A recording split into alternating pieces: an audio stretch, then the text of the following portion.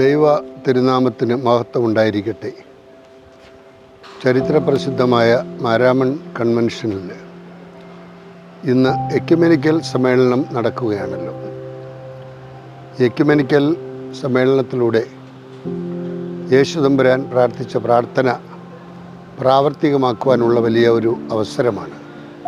പിതാവേ, അങ്ങ് എന്നിലും ഞാൻ അങ്ങയിലും ആയിരിക്കുന്നത് പോലെ ഇവരും ഒന്നാകണമേ എന്ന് പ്രാർത്ഥിച്ച ആ പ്രാർത്ഥന പ്രാവർത്തികമാക്കുവാനുള്ള ഒരു അവസരമാണിത്.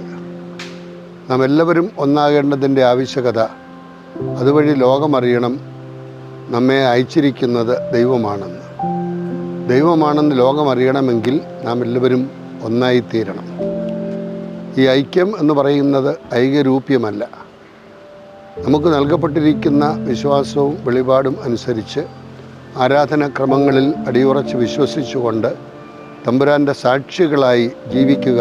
ജെറുസലേമിലും സമറിയായാലും യൂദയായാലും ലോകം മുഴുവനും എനിക്ക് സാക്ഷികളായി ജീവിക്കുക എന്നുള്ള സാക്ഷ്യം നിറവേറ്റുവാനുള്ള ഒരവസരമാണ്.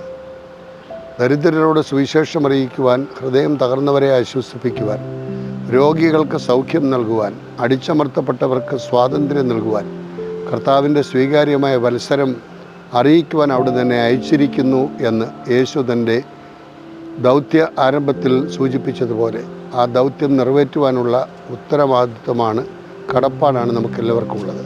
അതുകൊണ്ട് നമുക്ക് ഒന്നിച്ച് പ്രവർത്തിക്കാവുന്ന എല്ലാ മേഖലകളിലും നമ്മുടെ ഐഡൻറ്റിറ്റി കാത്തു സൂക്ഷിച്ചുകൊണ്ട് യേശുക്രിസ്തുവിൽ നാം ഒന്നാണ്, ഒരു കർത്താവും ഒരു വിശ്വാസവും ഒരു ജ്ഞാനസ്നാനമേ ഉള്ളൂ എന്നുള്ള ആ ബോധ്യത്തോടു കൂടി മുമ്പോട്ട് പോകുവാൻ എല്ലാവർക്കും ഇടയാകട്ടെ.